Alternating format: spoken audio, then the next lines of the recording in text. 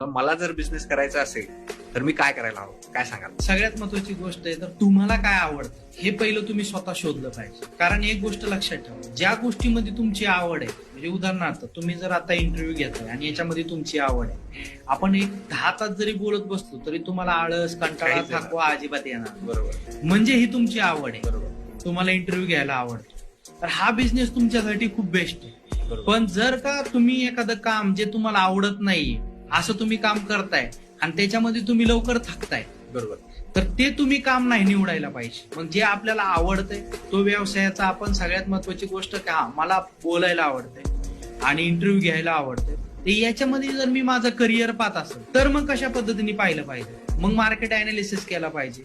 मग असे युट्यूबर आहेत ते कुठल्या लेवलला गेलेले आहेत, ठीक आहे मी आज सुरुवात करतोय, मला त्या लेवलला जायचंय, मग मला काय केलं पाहिजे, इतकी क्युरियोसिटी त्यांच्यामध्ये निर्माण झाली पाहिजे.